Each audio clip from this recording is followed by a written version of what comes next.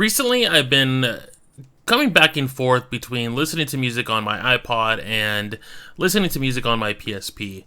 Now, obviously, nowadays you can use your phone, you can use anything else to listen to music. But the point of this video is more talking about things we used back in the day, back in the early 2000s to mid 2000s, things we would use to listen to music. And I go back and forth because something like the iPod Classic gave you an option to watch movies, watch TV shows as well, in a pretty small form factor. Like, for example, here, watching an episode of South Park on the iPod. And while that's great and everything, I feel like the PSP was a little bit better at that option of watching movies and TV shows, just because of the wider screen form factor. But the iPod is really great for listening to music on, and the quality comes really great when you're listening to headphones.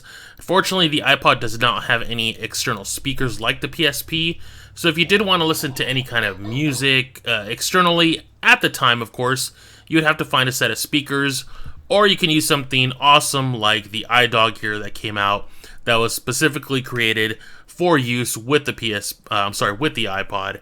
And while the quality wasn't that great that would come out of it, it was a unique way to listen to music, something portable, that you'd be able to have.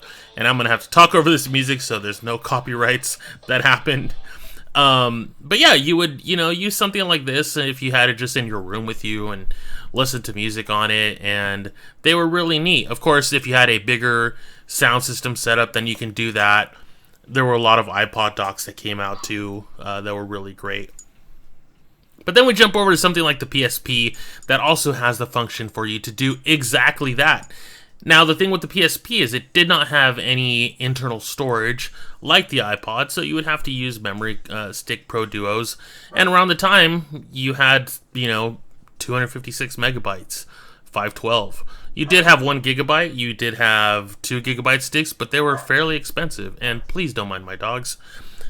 Anyways, so, in order to have a good amount of music on there, you would only, be able to have a certain amount of artists, to where something like this iPod that's a 60 gigabyte, you can definitely store plenty of music on there. But I know, a lot of people really use the PSP as their music device. Previous comments that I've seen on other videos talking about the PSP and using it as your audio device, a lot of people have great memories with that, and it's really cool, honestly, that people would have that option. And for me, I really like the iDog thing just because it was, this like fake Tamagotchi thing that you would kind of take care of, and I really liked it when you played music. But, I feel like if you're going mainly for music, the iPod really serves a good purpose. I really love my PSP for watching UMD movies, and movies and TV shows you can also put from your computer if you format them correctly. So, they each have their purpose, and I think that's why I've kind of kept them both at my desk this whole time, is when I really want to listen to music, I'll bust out the iPod. And while it does have a couple basic games like Brick, and then there's one called Parachute that I'll show here in a little bit, it's not a gaming device. These little things are tiny little distractions that you can jump into for, a minute or two, but it was never hailed as a big gaming device. That's just not what it was. It wasn't until the iPod Touch that was a huge thing that came out of the iPod series. But yeah, just playing some Parachute here for a little bit. But while I'll talk over this little footage, I just have to say, I do love hearing people's stories about how, their PSP was their go-to music player when they were a kid or in high school. That was just how they listened to music.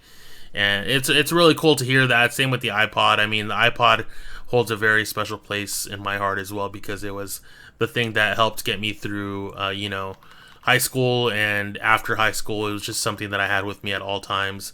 It was my go-to music device once I had a car, hooking it up, doing all that stuff. But yeah, let me know what you guys are, into. If you guys are still using iPods or PSPs in any way for music, for movies, stuff like that. I'd definitely love to hear all that. I love to hear how people are still enjoying music these days. Most people are going to use, their phones, Spotify, Pandora, Apple Music. But it's great to go back to these older devices sometimes and look at them and while, none of them are charging via USB-C or, relevant chargers nowadays, it's still really cool to come back to them, because I just love these older, mid-2000s devices. But yeah, guys, let me know what you think down in the comments. If you want to see more footage like this, maybe comparing devices and such. I love making these videos, even though they're usually only like 5 or 6 minutes long. It's just fun to go back and talk about this tech, and then I love to hear people's comments, because a lot of them have some really good experiences and just memories from the past. So definitely share that stuff with me down there. I will make sure to respond to every comment that I can. And I usually do, because I love, like I said, hearing everyone's stories of their previous history with iPods and PSPs and old gaming stuff. But I will see you guys in the next video. That's going to do it for me here. I hope you enjoy the rest of your week. I hope you guys are checking out the Persona 4 series that I started last week. Episode 2 is now up. But yeah, go check that out. Go check out my channel. See you guys later. Take it easy. Bye.